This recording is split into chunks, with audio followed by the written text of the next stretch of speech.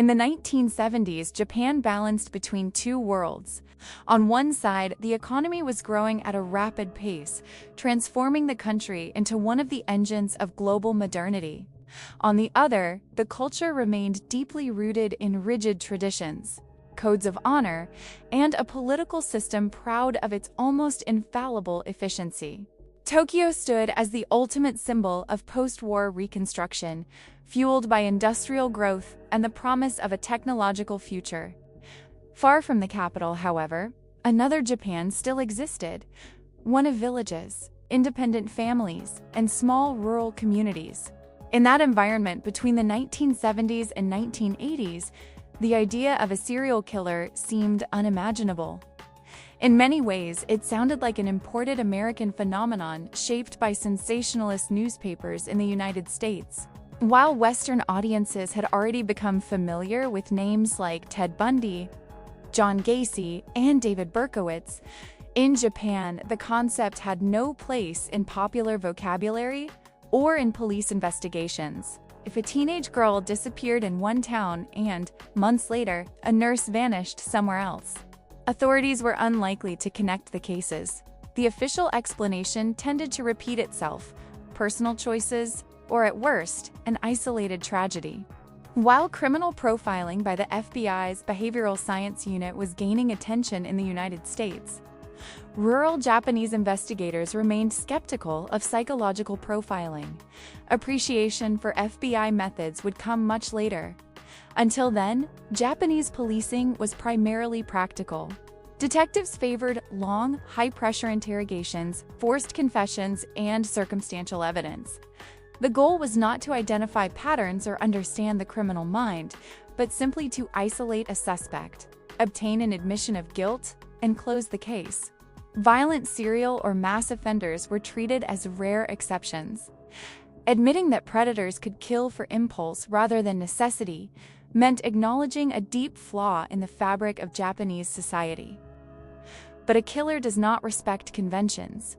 As Japan exported cutting-edge technology and built an increasingly connected society, a darker space also grew in the shadows, a place where violent fantasies could develop within certain minds. And that is where our story begins. I'm Pixel Girl, and welcome to another episode of the House of Stories. Today, we'll explore a strange and largely forgotten criminal case in which the antagonist was not just an ordinary murderer, but a prolific serial killer who spread fear across rural regions during the late 1970s and 1980s. One horrifying detail connected the victims. Every single one disappeared on a Wednesday. The small city of Takeo, located in Saga Prefecture on Japan's Kyushu Island, is a quiet mountainous region known for its hot springs and especially for its famous landmark, Mount Mifune, home to a nearly 200-year-old garden. Every spring, more than 200,000 azaleas bloom at the foot of the mountain, creating a sea of color. It was in this region that 48-year-old waitress, Sumiko Fujita, lived in the late 1980s. She lived with her ill husband and two children.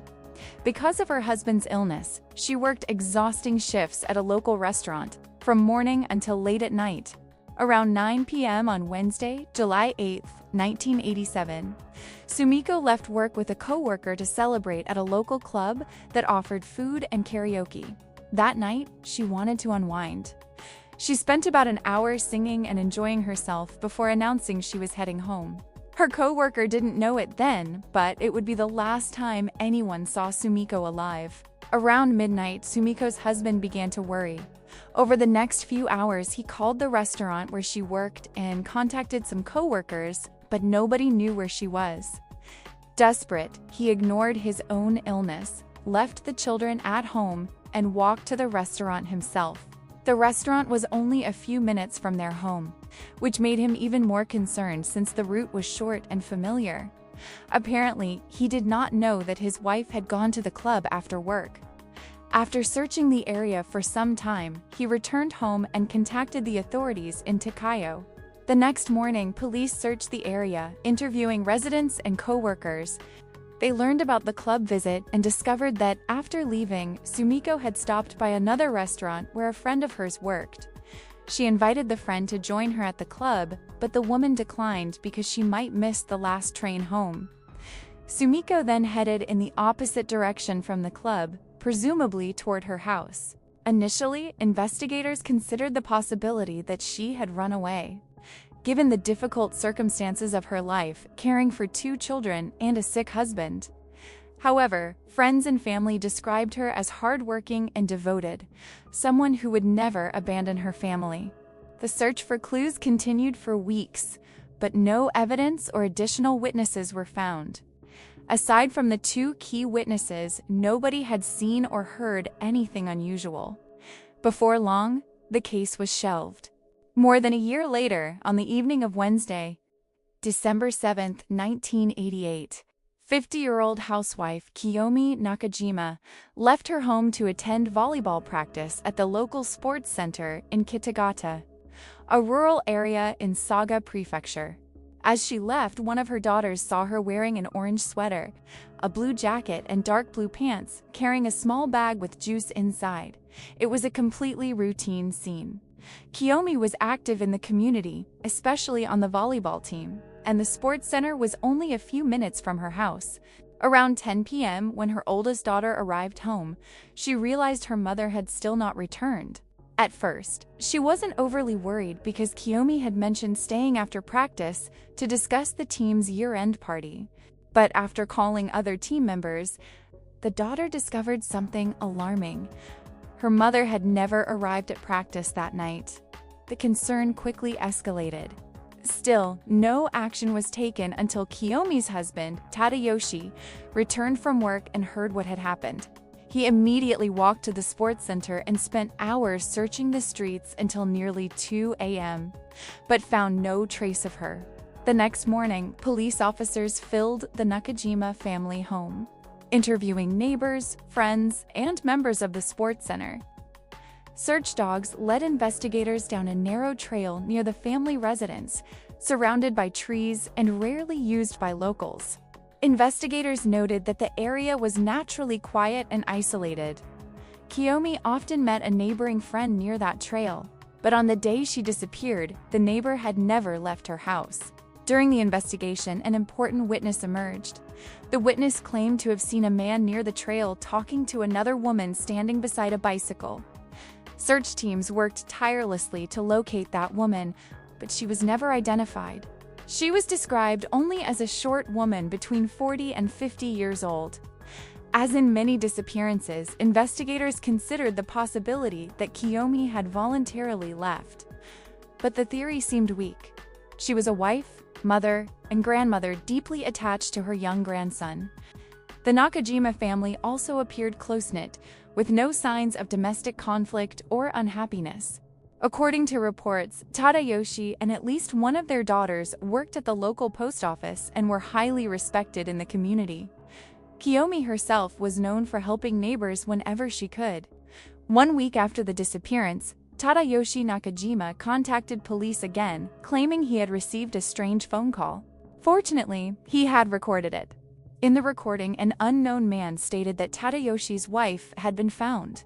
Shocked, Tadayoshi asked where, and the caller vaguely referenced a place called Yakigome, without providing further details. When asked who he was, the man simply replied, "You know me." Then he hung up. Investigators were intrigued, because the caller spoke using a dialect common to Saga Prefecture and the Kansai region. Tadayoshi said the voice sounded familiar, but he could not remember who it belonged to. The caller was estimated to be between 40 and 50 years old.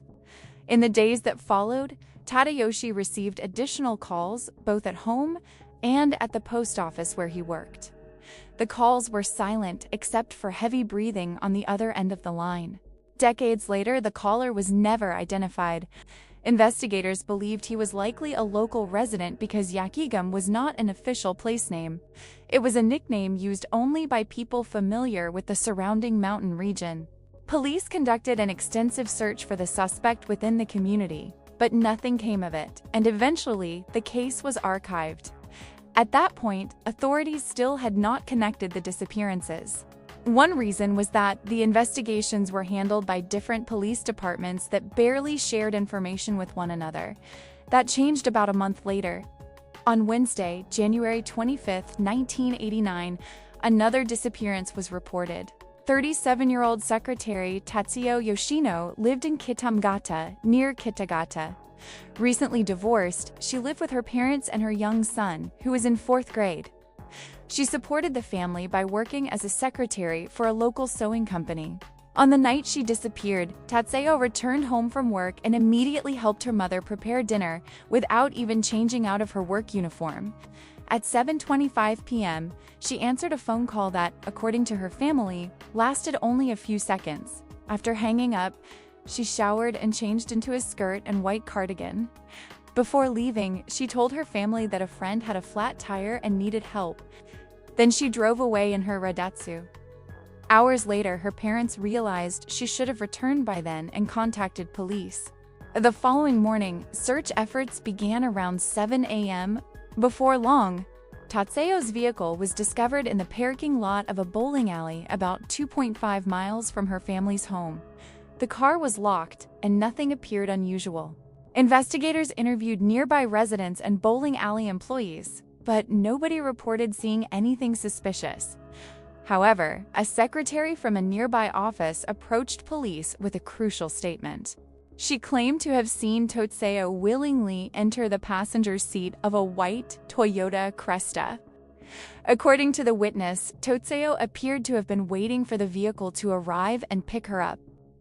Investigators discovered that only about 130 residents in the area owned that model at the time.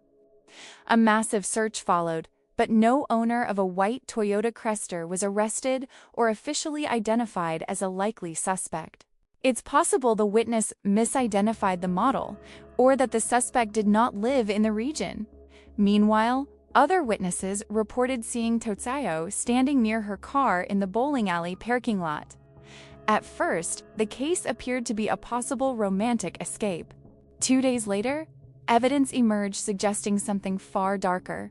Near 6 p.m., a couple in their 60s was driving through mountain roads north of Kitagata.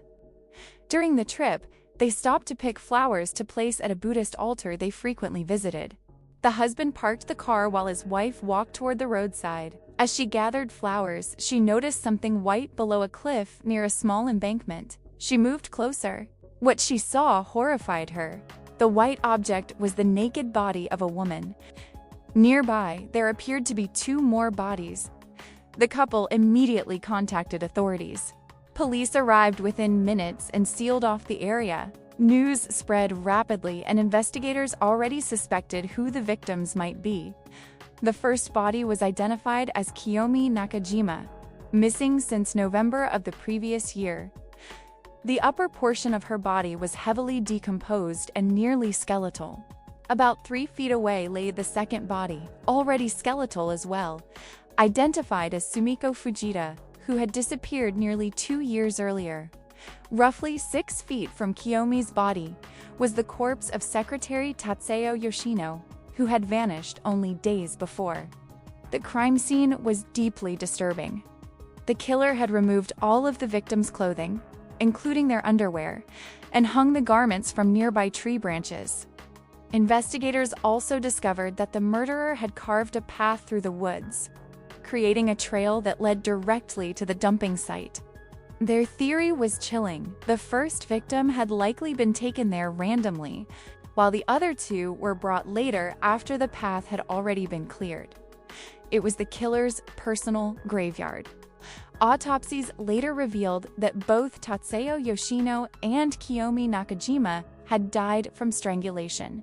Investigators found the same meal in Kiyomi's stomach that her family said she had eaten before leaving for volleyball practice, leading to the conclusion that she had been murdered shortly after being abducted. Tatsuo's case provided more forensic detail because her body was relatively fresh. Her remains were sent to Saga University, where medical examiners and students determined she had died roughly 1 hour after dinner. Bruises around her face and nose suggested the killer had covered her mouth and nostrils while strangling her. At first, this led investigators to suspect a second killer, one person strangling her while another restrained and tortured her. That theory was eventually dismissed. Although the body had been recovered quickly, investigators found no DNA or useful fibers. The clothing, however, offered one important clue. One of the garments contained small traces of saliva from a single unknown individual. The samples were isolated and sent for forensic analysis. Meanwhile, Tatsuyo's handbag was turned over to investigators, who discovered that it had been found one day before the bodies were discovered, in an area near the killer's graveyard. Inside were her ID cards, cash, bankbook stamp, and makeup. Other personal belongings belonging to Tatsuyo were later discovered scattered throughout different parts of the city. The killer appeared to have deliberately destroyed and discarded the items in places where they would easily be found. Police hoped the objects might contain DNA evidence, but nothing useful was recovered. In the following weeks, investigations into the murders of the three women intensified, bringing together multiple jurisdictions. This eventually led to the discovery of a new witness who reported seeing a white van belonging to a fishing company parked in the bowling alley parking lot on the night of Tatsuyo's disappearance. The witness specifically remembered a fish scale decoration on the windshield that caught their attention. They had wanted to ask the owner where it had been purchased so they could get one as well, but never found him. Following that lead, investigators arrived at 26-year-old Teru Matsui, a casual lover of Tatsuyo and the owner of the van. He endured lengthy interrogations, but investigators initially failed to extract anything from him. After being released, Teru quit his job in town and moved away, a decision that did not go unnoticed by authorities. By mid-November of that same year, he attracted police attention once again after being arrested and sentenced for robbery and drug trafficking. This time, under more intense interrogation, Teru confessed within days to all three murders. Authorities in Saga Prefecture went even further, announcing that Teru Matsui was also being linked to 4 additional unsolved murders dating from 1975 to 1982. Prosecutors declared they would seek the death penalty. The reason was chilling. Those 4 murders appeared to form a sequence connected to an unidentified serial killer from Saga Prefecture, an infamous figure known as the Wednesday Strangler. Investigators had noticed that the disappearances of Sumiko, Kiyomi, and Tatsuyo had all occurred on Wednesdays. It seemed like the perfect conclusion. The killer had finally been captured, and justice appeared inevitable.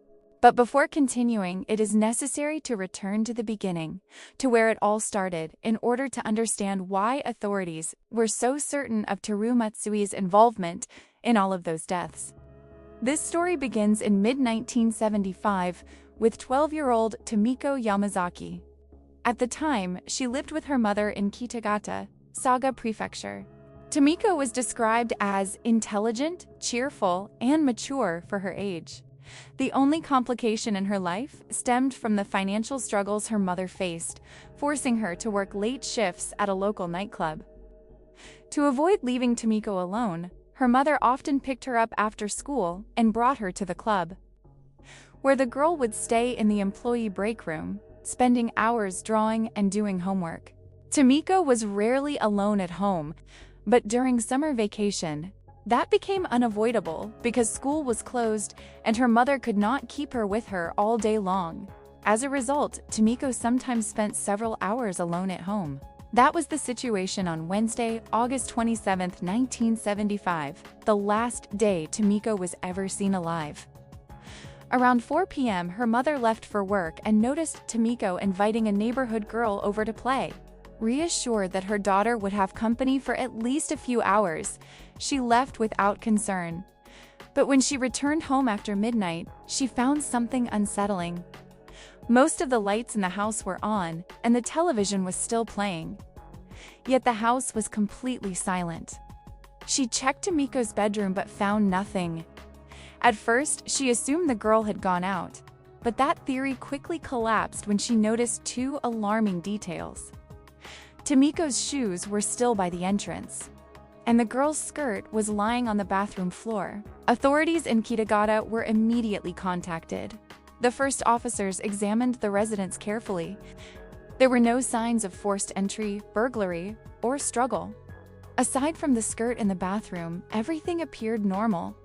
Police initially leaned toward the theory that Tomiko had run away, but to her mother, the idea was absurd. Tomiko was shy and timid, not the kind of child who would suddenly disappear voluntarily. The discovery of her shoes and clothing inside the house weakened the runaway theory even further. Those were items she certainly would have taken if she had planned to leave. Searches across the region continued for days without success. The only witness was the neighbor girl, who stated that she had played with Tomiko until around 7 p.m. before returning home. She reported hearing or seeing nothing unusual.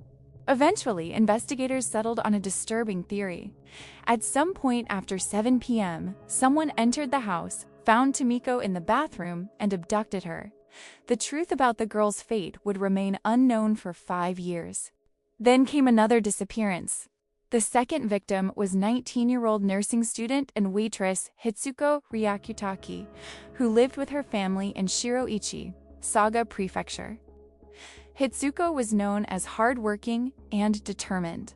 She had left home at a young age to study nursing in Amagasaki, Hyōgo Prefecture. In March 1977, she returned to her hometown and continued her studies while working shifts at a local cafe. The job did not last long because she later moved to Osaka. By mid-1979, however, Hitsuko returned to Shiroishi after her mother became ill. As a nursing student, she decided to change her plans, move back home, help care for her sick mother, and support her father and sisters. She regained her old cafe job while also securing work at a local hospital. Because of the two jobs, Hitsuko knew many people and was described as serious, responsible, and overworked in her effort to support the family.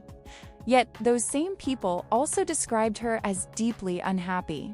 While working at the cafe, she frequently made phone calls to an unidentified man believed to be around 24 years old. Nobody knew who he was, but Hitsuko seemed emotionally attached to him, and the relationship often left her distressed. It was later discovered that she had tried to end the relationship at least twice. Friends and co-workers said she coped with her frustration by burying herself in work. She frequently refused days off and constantly seemed worried. One friend recalled discussing a wedding gift for another woman who was about to get married, only for Hitsuko to reply that she didn't have time to think about things like that, a sign of growing emotional and social withdrawal. That brings us to Saturday, April 12, 1980. That day, Hitsuko's father was hospitalized after a minor accident, and her mother chose to stay with him at the hospital. Hitsuko remained home alone. Her older sister was visiting a friend, her younger sister was studying at a classmate's house, and her brother was at work. The circumstances mirrored Tomiko Yamazaki's disappearance. When the family returned home, Hitsuko was gone. Police were contacted immediately. There were no signs of struggle. Her shoes remained by the entrance, suggesting she had never truly left the house voluntarily. The only clue was the disappearance of her pajamas. Investigators concluded that she had likely been preparing for bed when she vanished. In the days that followed, theories of voluntary disappearance gained traction after authorities learned that Hitsuko had traveled with a man 2 weeks earlier. Neither that man nor the mysterious 24-year-old caller was ever identified, and it remains unknown whether they were the same person. Days after the disappearance, the Ryakutaki family received a letter. The full contents were never released publicly, but one line was later revealed. According to authorities, the writer stated that Hitsuko will not return, and that he wanted to see them suffer. Forensic analysis revealed something unusual about the letter. It had been written using old kana orthography. After World War II, Japan implemented a 1946 spelling reform that modernized written kana and replaced the historical system. The use of the old orthography suggested certain characteristics about the writer, possibly someone older or highly educated. In addition to the letter, the family also received phone calls ordering them not to inform the press about the disappearance. It remains unclear why. The family described the caller as sounding like a young man, though this description likely referred to the perceived age conveyed through his voice. During the investigation, detectives believed they had identified the mysterious man with whom Hitsuko frequently spoke on the phone. Following several leads, investigators suspected he might be the boyfriend of Hitsuko's older sister. He was identified only as Yu, a 29-year-old man at the time. The suspicion emerged from rumors of a possible love triangle. Yu became a person of interest because he frequently visited the cafe where Hitsuko worked. When questioned about the night of the disappearance, he claimed he had been drinking at a local bar and only returned home early the next morning. Hitsuko's parents told police that Yu was troublesome and harbored resentment toward them because they opposed his relationship with their older daughter. Their objections were straightforward. Yu was unemployed, had a poor reputation, and displayed what they considered irresponsible behavior. Investigators also learned that shortly after Hitsuko disappeared, Yu had acted strangely. He visited a local newspaper office and requested that the disappearance not be reported. Hours later, he returned and asked for the story to be published after all. Police attempted to confirm his alibi at the bar, but failed. Under interrogation, Yu firmly denied all suspicions and remained composed throughout questioning. Ultimately, investigators concluded that he appeared more like a manipulative opportunist, someone who exploited the emotions of both Hitsuko and her older sister, rather than a solid suspect in the disappearance. Before detectives could explore those theories further, a horrifying discovery changed everything.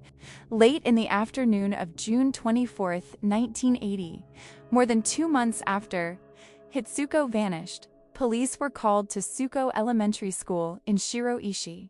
Sanitation workers hired to drain the septic tank beneath the north restroom had made a gruesome discovery.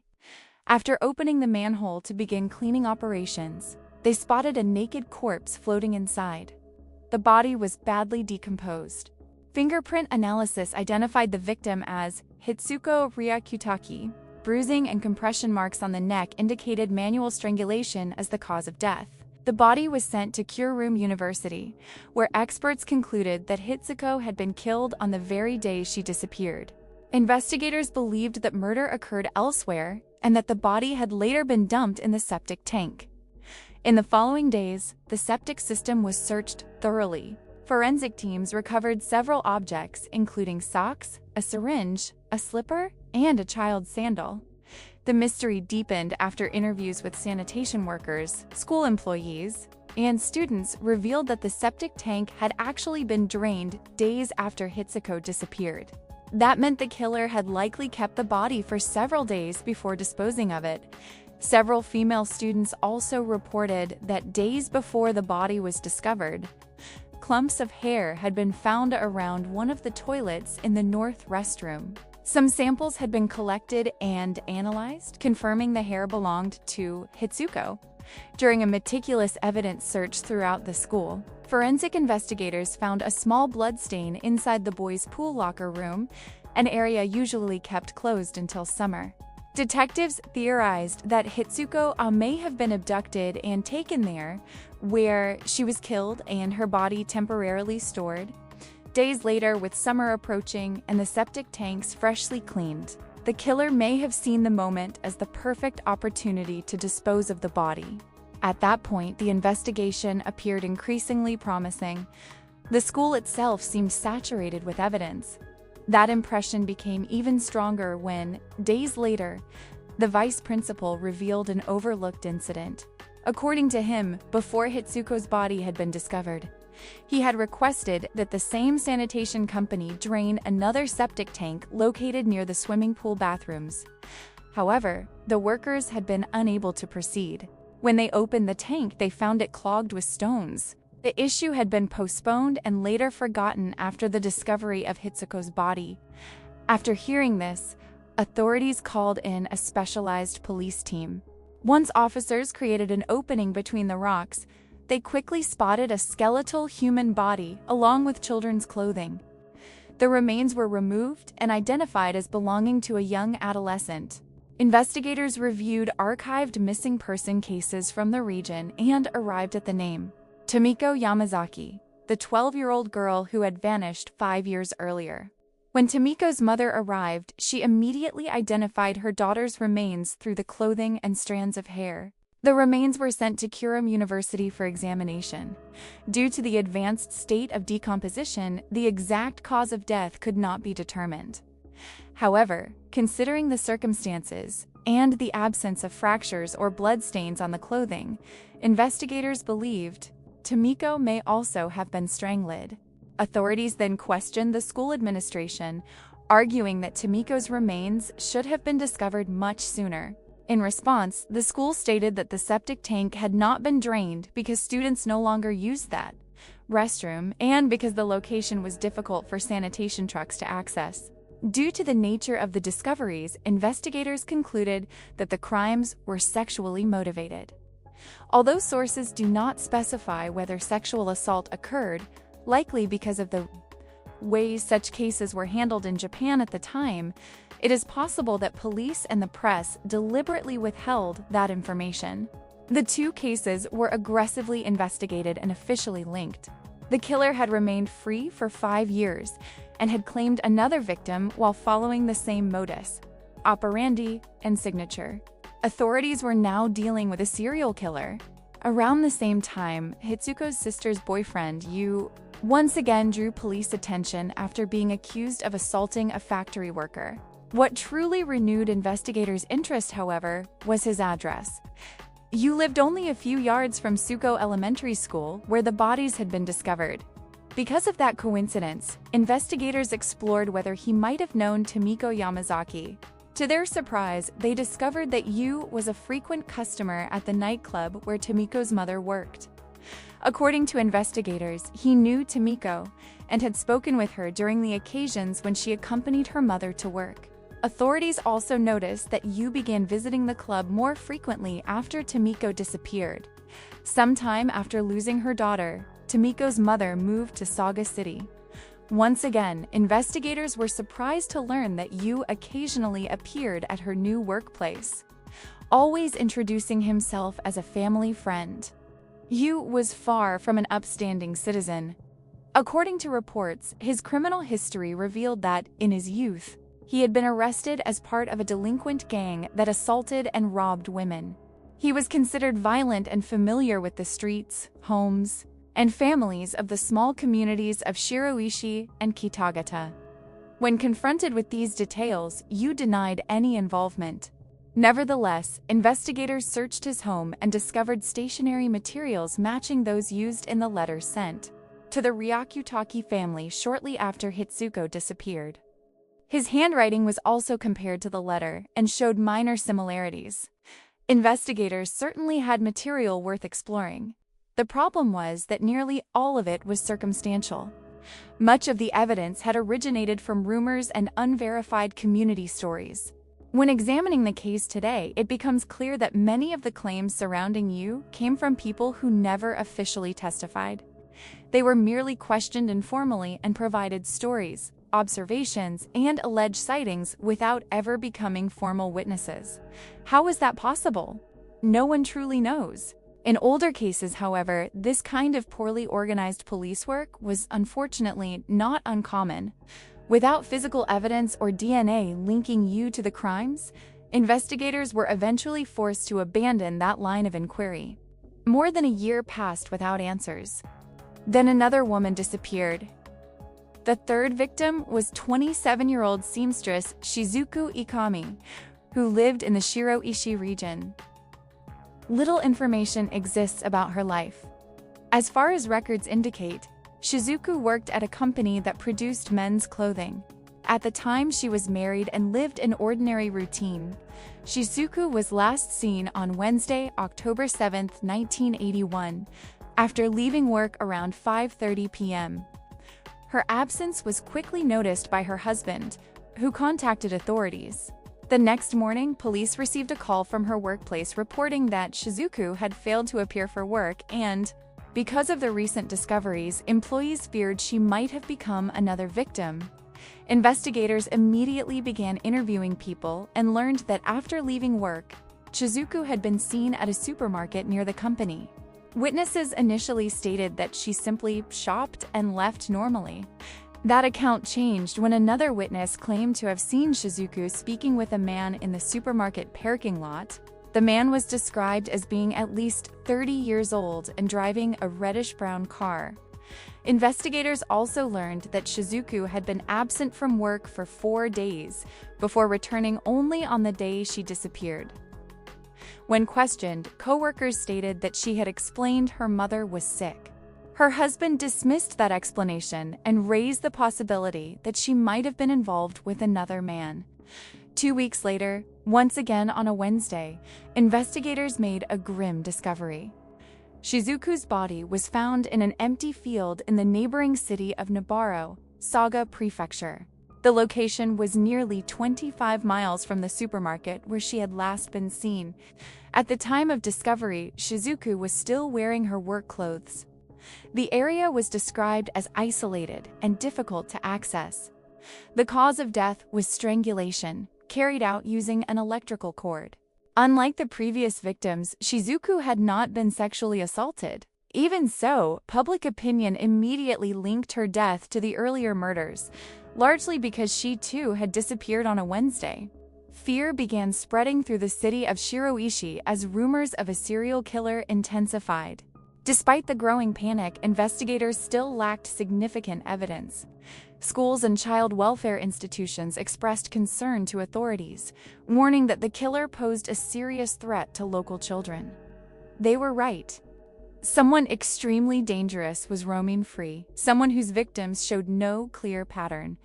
Children were not safe. And soon, that terrifying reality became undeniable.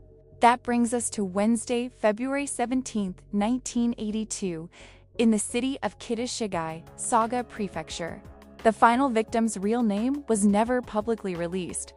However, sources commonly refer to her as Kumi, so for clarity, we will use that name as well. At the time of her disappearance and murder, Kumi was 11 years old and a 5th grade student at Kitashigai Elementary School. She was last seen leaving home and walking towards school, which was located less than a quarter mile away. By nightfall, the family became alarmed when there was still no sign of her, especially given the ongoing rumors surrounding the murders. Authorities were immediately contacted and launched a rapid search after realizing Kumi had disappeared near the same region where Shizuku's body had been found. The only witness was a friend who had walked with Kumi during part of the journey to school before they separated. Police and firefighters searched throughout the night. With such a large search operation underway, it did not take long for Kumi to be found. But by then, it was already too late. During the early hours of the following morning, her body was discovered behind a tangerine orchard north of the Kitaso's secondary school gymnasium, less than 1.25 miles from where Shizuku had been found. The body was lying face down and partially unclothed from the waist down, showing signs of sexual assault. Kumi had been strangled with her own socks. Later, forensic analysis determined that she had been killed only about 10 minutes after she was last seen alive. Authorities immediately connected all 4 cases and launched a major information-gathering operation. The growing pressure within the communities where the victims disappeared soon led to an important breakthrough. According to multiple witnesses, an unfamiliar man around 30 years old had been seen driving along National Route 34. One witness, a woman in her early 30s, stated that a man matching that description approached her in a white car and offered her a ride home. She described him as being between 30 and 40 years old, with a thin face, a long nose, and sharp facial features. When she refused, he insisted repeatedly and only backed off after she threatened to call police. According to her, upon hearing that, he grimaced and sped away. That testimony aligned with another witness account involving an unknown man in a white car parked near a school. According to the witness, the man approached a female student and attempted to lead her toward the girls' restroom. The students screamed when they got close to the bathroom, causing the man to flee. Another sighting of what was believed to be the same individual occurred later near the school Kumi attended. 2 students reported that a man attempted to lure them into his white vehicle, but they refused, and he quickly drove away. He later returned and tried approaching other girls, again unsuccessfully. The timing of these encounters closely matched the approximate time Kumi had left for school, suggesting that the man may have been her killer. As the investigation progressed, authorities began to suspect that the man's car could have been a Toyota Corolla, a Toyota Sprinter, or possibly a Daihatsu. Because of the large number of witness reports, investigators managed to assemble a partial license plate number that traced back to Fukuoka City in Fukuoka Prefecture. Using this information, police created a composite sketch of the suspect and distributed it throughout Saga Prefecture and Fukuoka. A massive manhunt began. Investigators handling the cases were optimistic that they would soon identify a suspect. But that never happened. It is possible that the release of the sketch frightened the killer, causing him to distance himself from the area and avoid attracting attention. More than 5 years passed without another similar case. Then came the disappearance of the woman mentioned at the beginning of this episode. 48-year-old Sumiko Fujita, on Wednesday, July 8, 1987. The following disappearances of Kiyomi Nakajima and Tatseo Yoshino, both also occurring on Wednesdays, reinforced authorities' fears. To investigators, the killer had returned. The suspect, known publicly only as Yu, was eventually revealed to be Teruo Matsu. Real progress in the investigation finally began in early February 1989, when Japan's National Police Agency started reacting negatively to the situation unfolding in rural Saga Prefecture. The death toll had already reached 7 women, including the teenage victims. Investigators still lacked meaningful evidence or reliable leads, prompting the agency to dispatch a senior investigative supervisor to the region. What the agent encountered was complete chaos. Residents openly distrusted police efforts and mocked the lack of progress. Most families in the area were deeply insular, relying more on personal rumors and local trust circles than on authorities. This severely complicated the investigation and revealed that local detectives lacked organization, direction, and control. It became increasingly obvious that those responsible for the investigations were damaging the reputation of Japanese law enforcement. The police systems operating in Kitagata, Shiroichi, and neighboring towns were far below the standards expected elsewhere in the country. But incompetence was not the only obstacle. According to reports, misinformation had infected the communities and deeply confused the investigation. Many important witnesses avoided speaking to authorities out of fear of being excluded from local social circles. In the middle of all these rumors, important connections were overlooked. For example, Tatseo Yoshino, murdered in January 1989, had worked at the same company as Shizuku Ikami, who was killed in October 1981. Additionally, Sumiko Fujita's niece and Kiyomi Nakajima's daughter had both worked for the same company. At first glance, the company appeared to be a promising lead, possibly connected to the killer. There was a chance the murderer personally knew the victims and understood their routines. Yet this information circulated more through local gossip than through official police records. As a result, the lead faded away without establishing any concrete connection. Within that environment, very few people were willing to cooperate with investigators. Rumors involving Yu Hitsuko, Ryakuta's sister's boyfriend, resurfaced repeatedly, alongside growing suspicion toward Teruo Matsu, Tatseo Yoshino's lover. Over time, suspicion surrounding Yu weakened. Suspicion toward Teruo Matsu, however, became stronger. And yes, confusingly enough, investigators eventually realized they were dealing with the same man. Authorities confirmed that Teruo Matsu had prior arrests for robbery. People close to the victims also stated that he and Tatsuo met in secret. According to witnesses, Tatsuo would drive to predetermined locations where she met Teruo, after which the two would go together to a hotel located near the same mountainous region where the bodies were eventually found. The Yoshino family denied knowing about the relationship. At first, these claims sounded like mere gossip, but Tatsuo's younger sister later confirmed that the affair between her sister and Teruo Matsu was real. She also revealed that Tatsuo had been afraid to rekindle the relationship because Teruo had once threatened to throw her off a cliff during an argument. By the time of the murder, the two were no longer together. However, Teruo allegedly continued calling her home repeatedly. As mentioned earlier, this collection of evidence eventually led to his formal interrogation. Faced with mounting pressure, Teruo confessed not only to the murder of Taiseo Yoshino, but also to the killings of Sumiko Fujita and Kiyomi Nakajima. According to his confession, on the night of Taiseo's murder, he called and arranged to meet her. After picking her up in the bowling alley parking lot, he eventually decided to attack her and strangled her to death.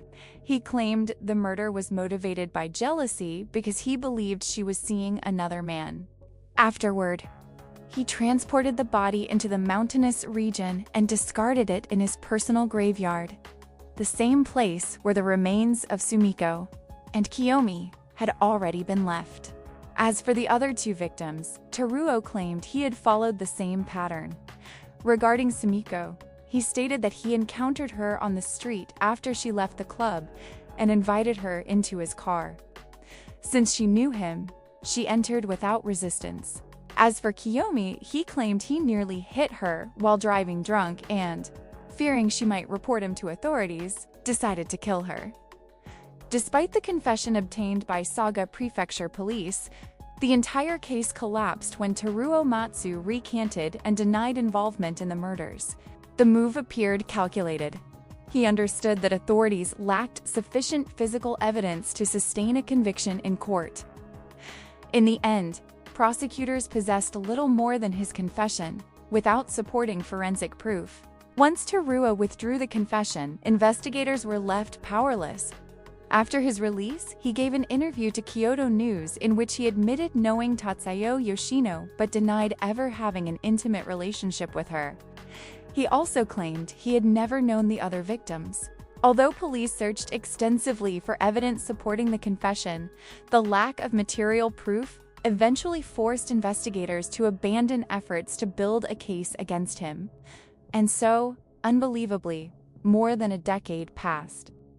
Then, around 2002, a new team assigned 2 cold cases decided to reopen the Kitagata investigation. With advances in forensic technology, investigators submitted the only biological material they still possessed for testing: saliva traces recovered from Tatsuo Yoshino's body. DNA comparisons were performed against Teruo Matsu's genetic profile. According to reports, the results appeared to link him to the murder. Obtaining his DNA proved easy because Teruo had been arrested that same year after being connected to a series of home invasions in neighboring Kagoshima Prefecture. In July 2002, he was formally charged with the murder of Sumiko Fujita. The indictment came with only 6 hours remaining before the statute of limitations expired.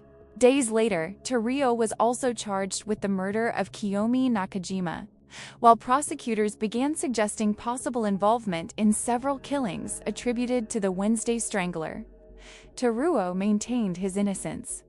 His defense attorneys challenged the prosecution's evidence on multiple fronts. During trial, prosecutors presented the 1989 confession, the DNA test results, and a photograph recovered from Teruo's vehicle that allegedly contained DNA from one of the victims.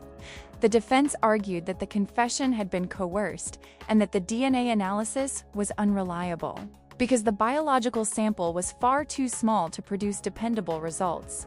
They also accused investigators of ignoring evidence suggesting the presence of another suspect and concealing forensic material that contradicted the theory linking Teruo Matsu alone to the crimes.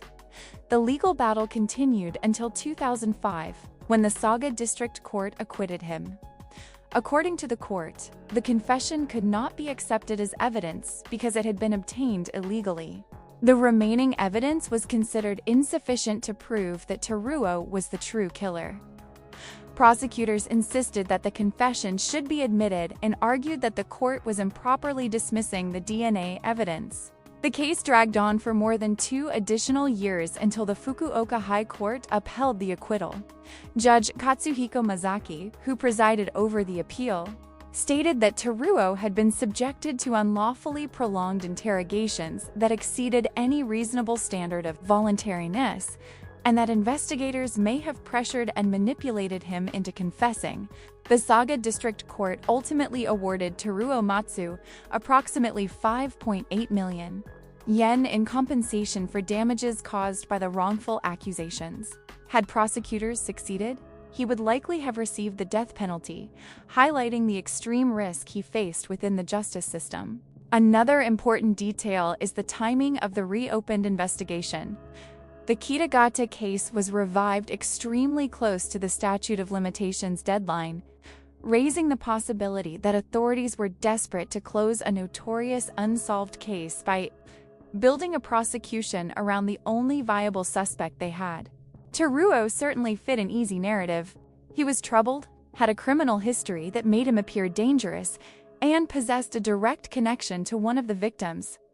In the end, however, he was completely cleared of involvement not only in the later murders, but also in the killings attributed to the Wednesday Strangler. From the very beginning, prosecutors lacked a convincing reason to connect him to the earlier serial murders. The timeline simply did not fit.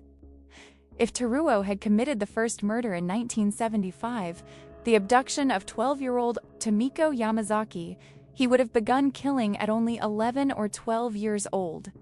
Then, according to the theory, he would have stopped for 6 years before returning at age 17 to murder 19-year-old Hitsuko Ryakutaki, who was also abducted from her home. After that would come the murders of 27-year-old Shizuku Ikami and 11-year-old Kumi. While child or adolescent killers are not impossible, Teruo's profile in this specific case does not align convincingly with that pattern, which leaves a massive void at the center of the investigation. Who was the real killer? Analyzing the details reveals several important conclusions. The victims varied greatly in profile: teenage girls, young single women, married women, and grandmothers. The common thread was that most disappeared on Wednesdays, with only one exception, Hitsuko Ryakutaki, who vanished on a Saturday. Serial killers often operate around psychological anchors, rituals, and systems of control.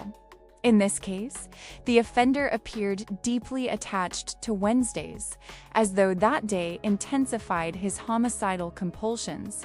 But it may also have been something practical, perhaps his day off from work or the only time he could act without attracting suspicion. Either way, the modus operandi remained more consistent than the choice of day itself. And that operational consistency strongly supports the theory of a single offender repeating the same behavioral patterns. In every case, the killer abducted victims during vulnerable moments while returning home, leaving work, walking to school, or even while alone inside their own homes. One detail stands out. When examining the abductions that occurred inside the victims' homes, the victims were alone. That was true for 12-year-old Tomiko Yamazaki. The same was true for Hitsuko Ryakutaki, who disappeared on a Saturday, leading to the theory that the killer may have abandoned his usual Wednesday ritual because he knew Saturday was the only opportunity he would have access to Hitsuko while she was alone. Does that theory make sense? Possibly. Another interpretation is that Wednesdays became a deliberate challenge to authorities, almost as if the killer were saying, "You know when I'm going to strike, but you still can't stop me." As for his signature, it was perhaps the defining feature of the entire case: strangulation. It was an intimate killing method requiring physical closeness and reflecting a desire for absolute domination. The post-mortem staging reinforced that interpretation. In the final 3 murders, the victim's underwear had been removed and hung from tree branches, transforming the scene into a grotesque altar. Additionally, personal belongings were scattered throughout different parts of the city, almost as though the killer wanted to taunt authorities.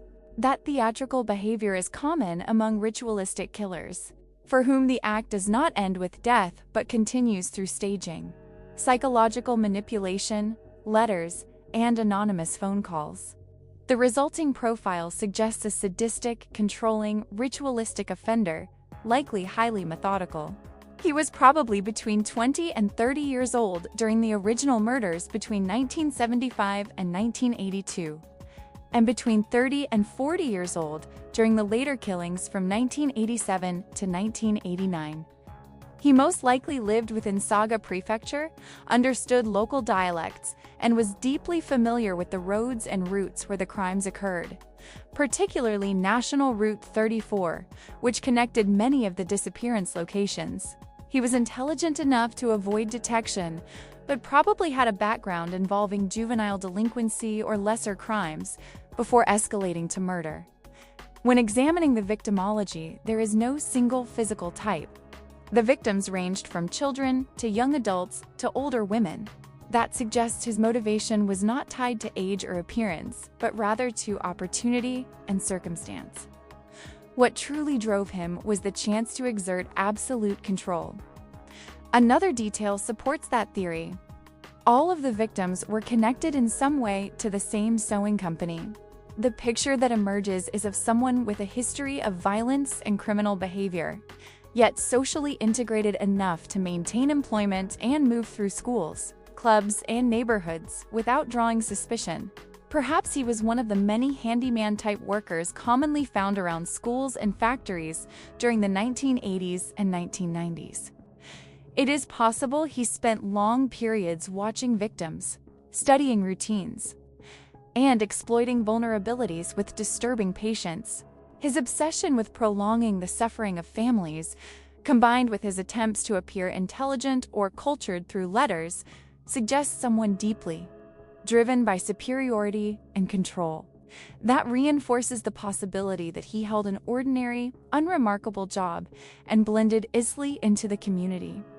Ultimately, the Wednesday Strangler appears to fit the profile of a compulsive ritualistic offender, someone who transformed murder into a form of personal liturgy through repeated patterns and symbolism.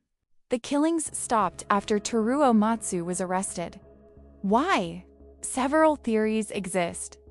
The first is that, even if Teruo was not the true killer behind the earlier murders, his arrest may have caused the real offender to recognize the growing police pressure and decide to stop. The second theory centers on psychological gratification. The real killer may have taken pleasure in watching police and the media accuse another man, seeing the wrongful arrest as the perfect final reward. The third possibility involves unforeseen life changes. Long cooling-off periods were already part of the offender's criminal pattern. He may simply have chosen to stop, or perhaps became ill or died sometime after 1989. Finally, the last and perhaps most widely accepted theory suggests there were actually 2 different killers.